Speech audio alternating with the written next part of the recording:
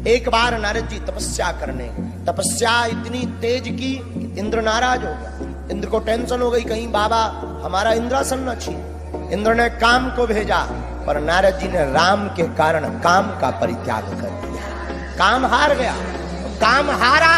अंत में नारद जी की शरण में काम आया। बोले महाराज हमने बहुत ज्ञानी देखे पर आपके जैसा ध्यानी नहीं देखा। नारद जी बोले क्यों? बोले मैं हार गया हूँ। काम जब हार गया तो नारद जी को लगा वाह आज तो काम हार गया। नारद जी भगवान शंकर के पास गए, कहा महादेव आपने काम को तो जीता नहीं, भस्म किया, हमने तो काम को जीत लिया। भगवान शंकर बोले ये बात हमसे बताई सो तो ठीक है, पर विष्णु भगवान से मत बताना। नारद जी बोले क्यों? बोले अच्छा नहीं लगेगा। नारद जी ने मन ही मन में सोचा बाबा जी हमसे जलते हैं, इसलिए ना बताने की बात कर रहे हैं। नारद जी बहुत दिन बाद विष्णु भगवान के पास गए। जैसे ही गए विष्णु भगवान ने उठ करके प्रणाम किया, गले से लगाया। नारद जी ने भी प्रणाम किया। क्या बात है नारद जी बड़े दिन बाद आए? नारद जी को सुनानी थी राम कथा, सुना रहे काम कथा। महाराज क्या बताएं, वो तो हम थोड़ा सा ध्यान में चले गए थे, और ध्यान में गए काम हमारे नतमस्तक हो गया, माफी मांग रहा था। भगवान विष्णु बोले जय हो। बीच में ही बोले बाबा जी जाना नहीं है। और नारद जी को क्या पता लीला क्या होने वाली। नारद जी को विदा की। इधर नारद जी बात करते रहे, उधर रास्ते में भगवान ने विष्णु ने एक माया की नगरी बना दी, सुंदर रानियां बना दी, सुंदर नगर बना दिया, एक राजा बना दिया, राजा की सुंदर कन्या को बना दिया। नारद जी रास्ते से गुजरे, ऐसा नगर पहली बार देखा। सोचा राजा से मिल लिया जाए। नारद जी राजा से मिलने आए। राजा ने कहा महाराज आप देव ऋषि हैं, हमारी बेटी का विवाह होना है, जरा हाथ की रेखा देख दो। नारद जी बोले बुलाओ। कन्या आई, बड़ी सुंदर, बड़ी प्यारी आंखें, घुंघराले बाल। नारद जी देखते ही मोहित हो गए। थोड़ी देर पहले काम को जीत के आए थे, अब काम हावी हो गया। राजा बोले महाराज हस्तरेखा देखो। नारद जी ने देखा, आहा इस कन्या के साथ जो भी विवाह करेगा उसे दुनिया में कोई जीत नहीं पाएगा।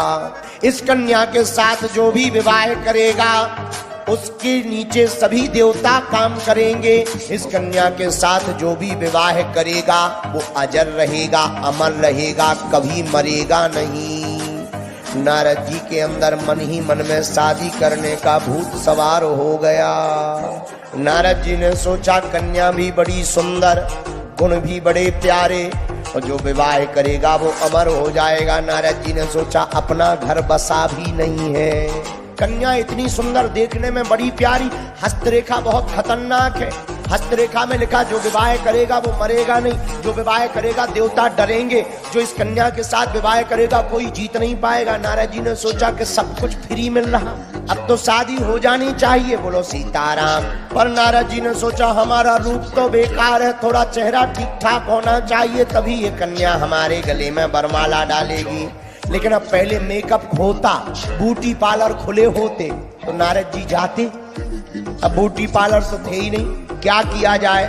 सुंदर रूप पाने के लिए क्या किया जाए? एक मन में विचार आया। राजा ने कहा महाराज हमारी कन्या के गुण दोष बताओ। नारद जी ने बना बनू करके बता दिए। बोले राजा चिंता न करो, बढ़िया शादी होगी, बढ़िया होगी, बढ़िया होगी। बताओ स्वयंवर कब है? राजा बोला कल। नारद जी तुरंत भागे।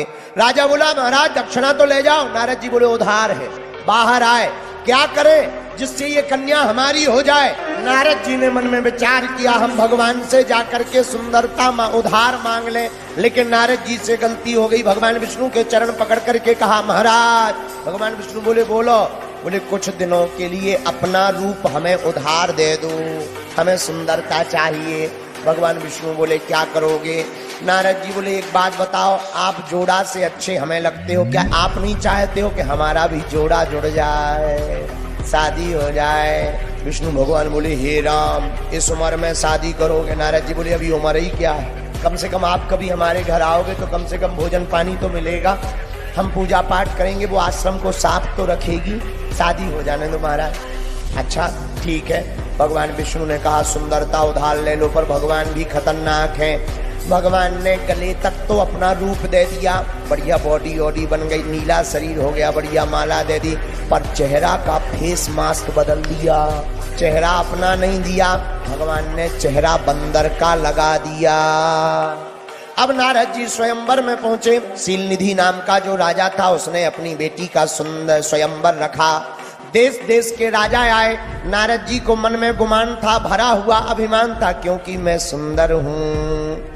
कुर्सी पे जाके बैठ गए, पता किया लड़की किस रास्ते से निकलेगी।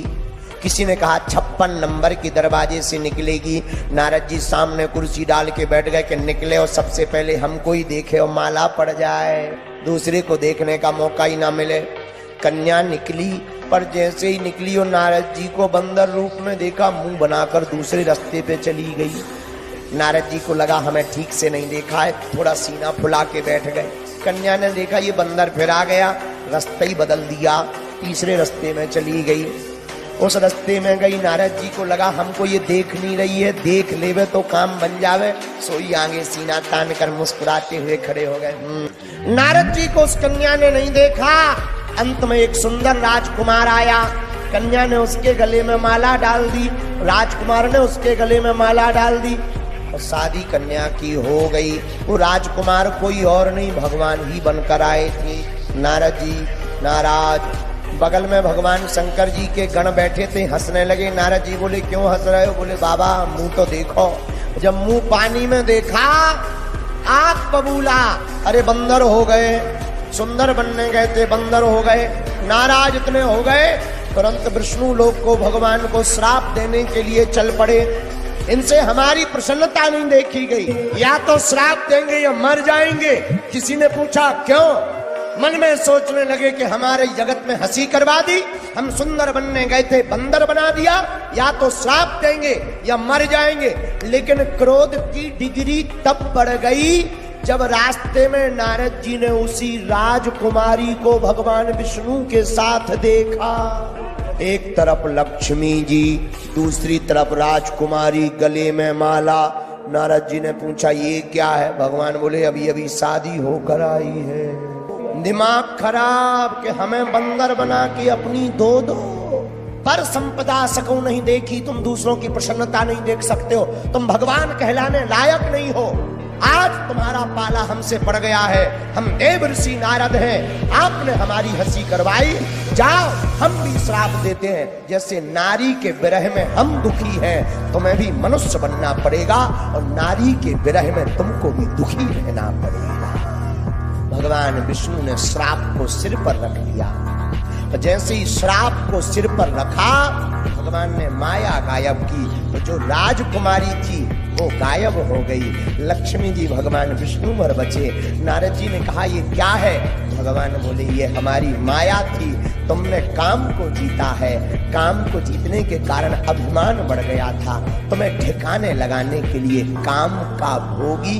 काम कितना खतरनाक है, योगी तो तुम हो पर काम से ज्यादा कोई खतरनाक नहीं, काम से बचाने वाले सिर्फ राम। इसलिए हमने ये लीला की।